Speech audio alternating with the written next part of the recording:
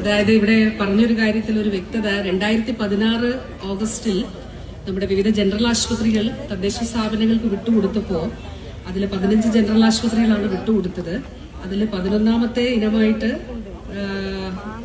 ഏറ്റവും സമാദരണീയനായിരുന്ന പാണക്കാട് സയ്യിദ് മുഹമ്മദ് സാഹിബ് തങ്ങൾ സ്മാരക ജനറൽ ആശുപത്രി മലപ്പുറം മഞ്ചേരി മുനിസിപ്പാലിറ്റിക്ക് വിട്ടു നൽകിയിട്ടുണ്ട്. അപ്പൊ അതുകൊണ്ട് അതിൽ ആ ഓർഡറാണിത്, ഗവൺമെന്റ് ഓർഡർ. അപ്പൊ അതുകൊണ്ട് അതാണ് ഇപ്പൊ ചെയർപേഴ്സൺ പറഞ്ഞത്.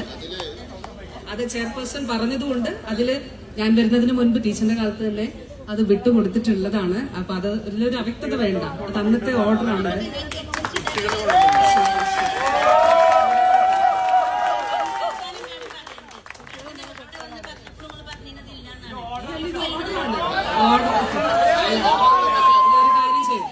ഒരു കാര്യം ചെയ്തട്ടെ, നമുക്കൊരു കാര്യം, ഇതൊരു ഗവൺമെന്റ് ഓർഡർ ആണല്ലോ.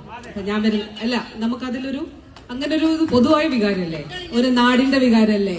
അപ്പൊ ഒരു നാടിന്റെ വികാരത്തിന്റെ അടിസ്ഥാനത്തിൽ നമുക്ക് എന്താണ് അതിൽ ചെയ്യാന്നുള്ള അതല്ലേ, അതിലെ ഗവൺമെന്റ് അങ്ങനെയല്ലേ നോക്കാം. ശരി, അതിൽ നമുക്കൊരു അങ്ങനെ ഒരു ഇതിലേക്ക് പോകേണ്ടതില്ല. Thank you madam. General hospital നഗരസഭ ചെയ്യാൻ തയ്യാറാണ്. ആദ്യം HMC രൂപീകരിക്കണം. ആദ്യം HMC രൂപീകരിക്കാൻ സർക്കാർ അനുമതി തരട്ടെ. HMC രൂപീകരിക്കാൻ നഗരസഭ തയ്യാറാണ്.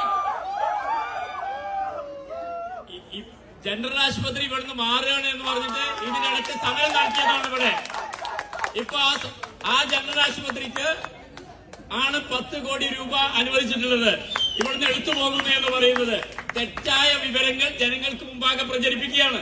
അതാണ് ഇവിടെ നടന്നുകൊണ്ടിരിക്കുന്നത്. ഉമ്മൻചാണ്ടി കരിങ്കൊടി കാണിച്ചു എന്ന് പറഞ്ഞു. ഉമ്മൻചാണ്ടിയെ കരിങ്കൊടി കാണിക്കുമ്പോ അന്നത്തെ സാഹചര്യം എന്താണ്, അത് വിശദീകരിക്കണം. മരിച്ചുപോയി, ഞങ്ങൾ വിശദീകരിക്കണം. അപ്പൊ വേണ്ടാത്തരങ്ങളൊന്നും പറയണ്ട. ഇവിടെ ഇപ്പൊ നല്ല നിലയിലാണ് ഈ കാര്യങ്ങൾ നടന്നു പോകുന്നത്.